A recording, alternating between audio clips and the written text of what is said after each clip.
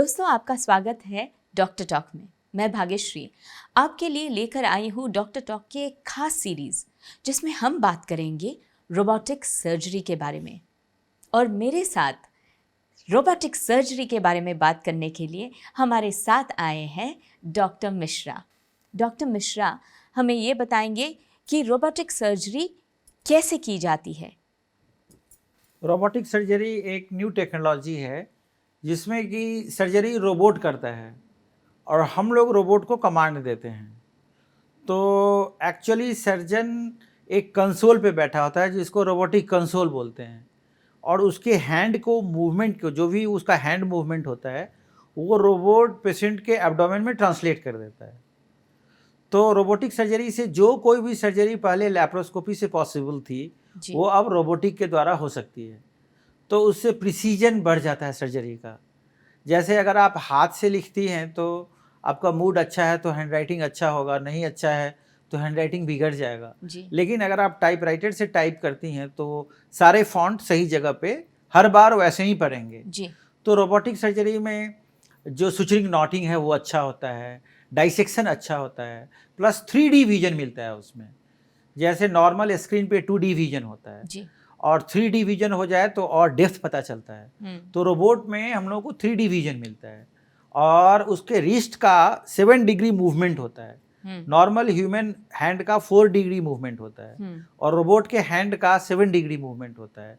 तो उससे क्या होता है, सर्जरी का प्रिसीजन बढ़ जाता है, स्पेशली बड़े सर्जरी में। और उसमें लैप्रोस्कोपी से कुछ ज़्यादा एडवांटेज होता है। सर्जन को काफ़ी एडवांटेज है क्योंकि सर्जन को एफोर्ट कम पड़ता है, वो एक जगह बैठ के ऑपरेशन करता रहता है और उसमें लर्निंग कर्व भी कम है। सर्जन को रोबोटिक सर्जरी सीखने में कम टाइम लगता है लैप्रोस्कोपी के बनिस्पत। अच्छा। हाँ, और उसमें सर्जन अगर रोबोटिक सर्जरी सीखना चाहे तो कुछ ही दिन में सीख सकता है। लैप्रोस्कोपी का लर्निंग कर्व स्टीप है, उसमें ज़्यादा टाइम लगता है। तो ये सब फायदे हैं रोबोटिक सर्जरी के। पर अगर ये देखा जाए कि लैप्रोस्कोपी और रोबोटिक सर्जरी, तो दोनों में प्रिसिजन किस में ज़्यादा होता है?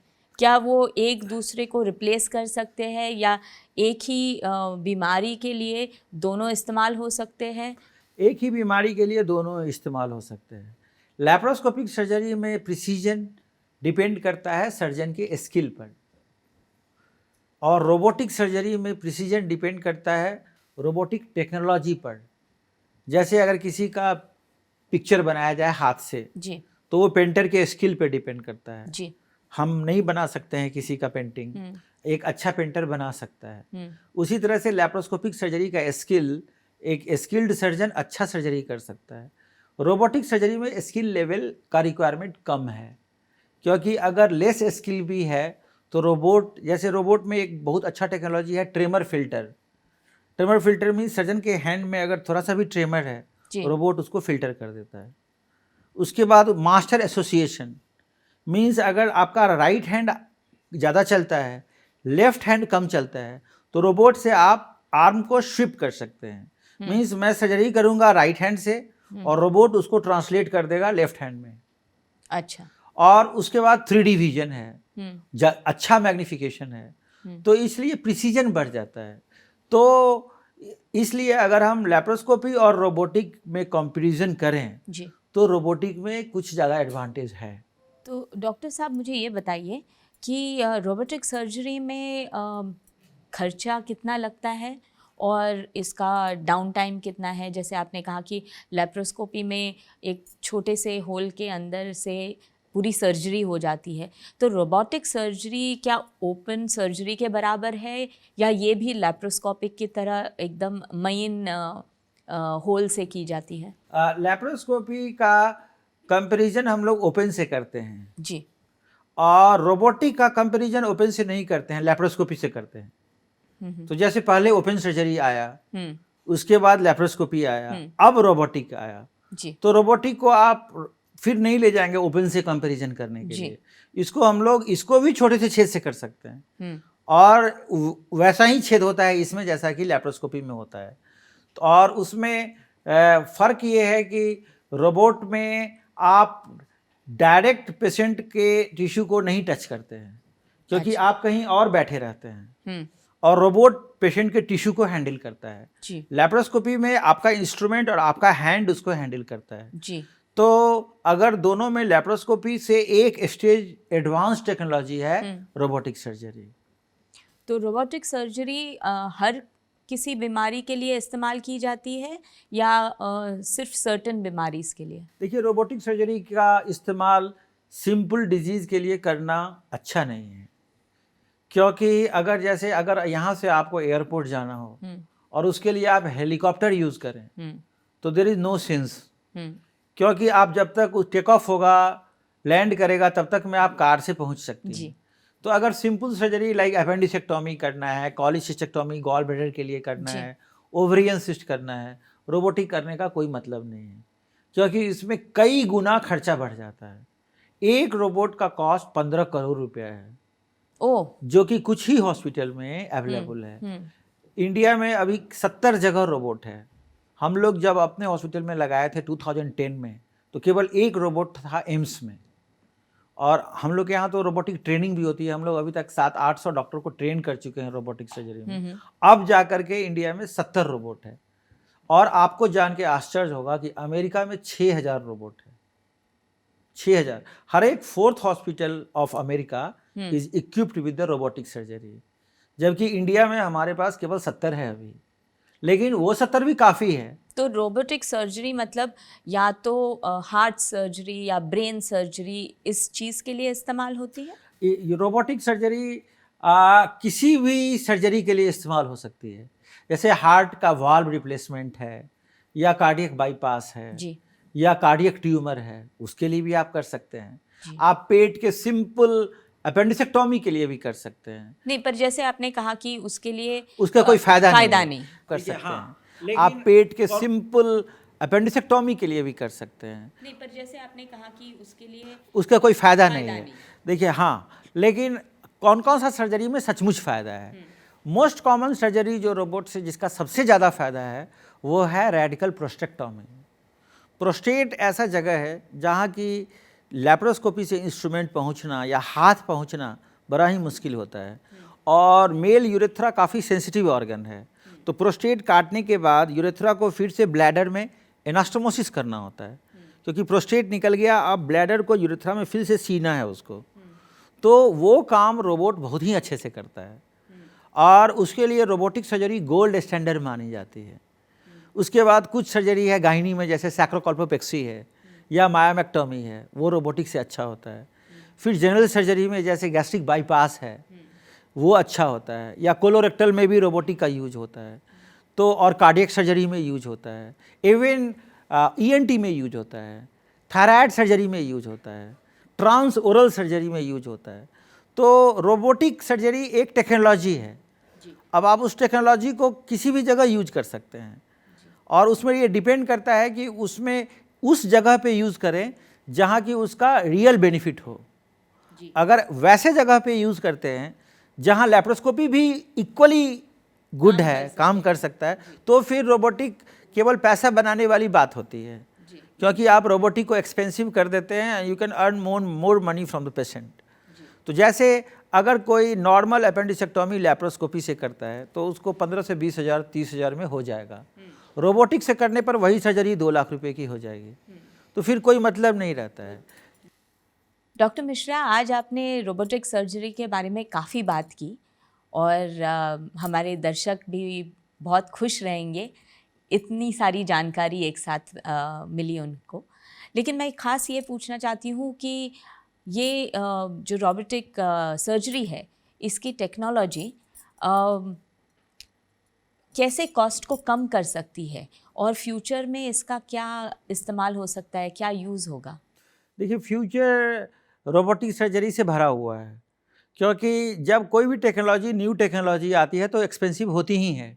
एक टाइम आपको याद होगा जब हम लोग मोबाइल शुरू किए थे तो इनकमिंग भी लगता था, आउटगोइंग भी लगता था, और वो काफ़ी एक्सपेंसिव था। मीन्स अभी से 20 साल पहले अभी से 4 गुना एक्सपेंसिव था।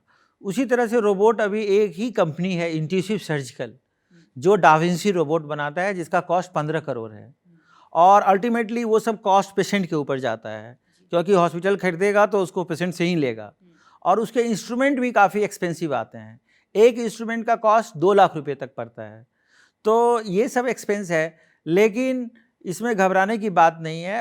अभी 2-3 कंपनी नई आ रही है। जैसे एक नई कंपनी आई है सीहांस रोबोट, वो ट्रांसइंट्रिक्स कंपनी की है, उसका कॉस्ट केवल 5 करोड़ है। कुछ चाइनीज़ कंपनी भी रोबोट बना रही है। इनफैक्ट आपको जान के खुशी होगी कि गूगल भी सर्जिकल रोबोट बना रहा है। गूगल और एथिकॉन ये दोनों मिलके सर्जिकल रोबोट बना रहा है, जो कि काफ़ी लो कॉस्ट होगा। तो may be with in 10 year जो अभी जो रोबोटिक सर्जरी हो रही है उससे 10 गुना कॉस्ट कम हो जाएगा, और उसके बाद हर एक जगह रोबोटिक सर्जरी शुरू हो जाएगी। उस समय जाकर के लैप्रोस्कोपी रिप्लेस हो जाएगा रोबोटिक से, और उस समय जाकर के फिर सिंपल सर्जरी लाइक अपेंडिसेक्टोमी, कोलेसिसेक्टोमी, ये भी रोबोट से पॉसिबल हो पाएगा। तो ये फ्यूचर है, और डेफिनेटली फ्यूचर ब्राइट है रोबोटिक सर्जरी का। और इंडिया में भी कुछ लोग अगर चाहें तो उस टेक्नोलॉजी को डेवलप कर सकते हैं। गवर्नमेंट चाहे तो उसमें इनिशिएटिव और उसका रिसर्च करवा सकती है। डॉक्टर साहब, मैं ये पूछना चाहती हूँ, जैसे आपने कहा कि सर्जन को ऑपरेटिंग टेबल के पास नहीं रहना पड़ता ये सर्जरी में, तो क्या ये पॉसिबल है कि सर्जन किसी और सिटी में या किसी और देश में हो और रोबो तो भी सर्जरी कर रहा है? हाँ, ये आपने बहुत ही इंटरेस्टिंग बात बताई। रोबोटिक सर्जरी से टेली सर्जरी पॉसिबल है, जो कि आप किसी दूसरे देश में गए बिना आप इंटरनेट के थ्रू सर्जरी कर सकते हैं। उसको अभी टेली सर्जरी में एक हिच है, एक छोटा सा लिमिटेशन है कि उसमें टाइम लैग 4 सेकेंड का है। तो अगर आपका पेशेंट है अगर किसी दूसरे कंट्री में और आप इंडिया से ऑपरेशन कर रहे हैं, तो वहाँ की तस्वीर आपके तक पहुँचते पहुँचते इंटरनेट से 4 सेकेंड का डिले होगा। और वो ठीक नहीं है, क्योंकि अगर ब्लीडिंग शुरू हो गई तो सर्जन 4 सेकेंड बाद उस ब्लीडर को देखेगा, और तब तक काफ़ी खून बह चुका होगा, और जब वो पकड़ेगा उसको तो उस समय तक ऑलरेडी ब्लीडिंग हो चुकी है। तो ये टाइम लैग, पर ये सब सिर्फ अलग देश के कारण हो सकता है, या जैसे बम्बई और दिल्ली है? बम्बई दिल्ली में भी वही होगा। अच्छा। क्योंकि अल्टीमेटली जहाँ भी इंटरनेट हो, क्योंकि अभी हम लोग वाईफाई और फाइबर ऑप्टिक नेटवर्क पे डिपेंडेंट हैं जी। अब अभी एक नई टेक्नोलॉजी आ रही है जिसको लाईफाई बोलते हैं।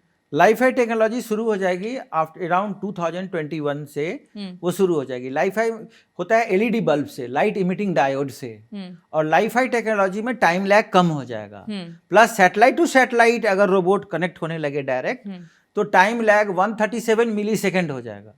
उसके बाद रोबोटिक टेली सर्जरी धड़ल्ले से शुरू हो जाएगी। अभी भी टेली सर्जरी हो रही है, लेकिन वो काफ़ी संभल के और छोटे छोटे सर्जरी में और एक्सपेरिमेंटल तौर पे हो रही है। बट ये टाइम लैग जब खत्म हो जाएगा तो फ्रीक्वेंटली हो जाएगा। इनफैक्ट एक दिन ऐसा आएगा जब सर्जन को ऑपरेशन थिएटर में जाना ही नहीं है, वो अपने बेडरूम से ऑपरेट कर सकता है। रात में फ़ोन कॉल आया, patient is ready, please operate, आप उठिए, अपने रोबोट को अनकवर्ड कीजिए, वहाँ से आप बेड पे ही सर्जरी कर रहे हैं और आपके हाथ के मूवमेंट को रोबोट ट्रांसलेट कर रहा है in the abdomen of the patient. तो वो tele surgery, tele mentoring, tele proctoring वो सब शुरू हो जाएगा कुछ दिन के बाद। लेकिन अभी थोड़ा सा वेट करना पड़ेगा हम लोगों को, और उसमें थोड़ा टाइम लगेगा। लेकिन future is full of robotic surgery ji. और जो ये इनहिबिशन है कॉस्ट का जी, वो भी धीरे धीरे ये बैरियर टूटेगा, because technology itself doesn't have any cost. It is up to us how much we want to take from that technology. कोई टेक्नोलॉजी अगर शुरू में आती है और केवल आपके पास है, आप करोड़ों मांग सकते हैं उसके लिए, और अगर वो सबके पास है तो फिर भाव तो घटेगा ही। वही चीज़ है रोबोटिक में अभी जी। और फ्यूचर में डेफिनेटली ये सस्ता होगा जी। शुक्रिया doctor Mishra, thank you so much. Doctor Mishra ने एक नई दिशा दिखाई हमें।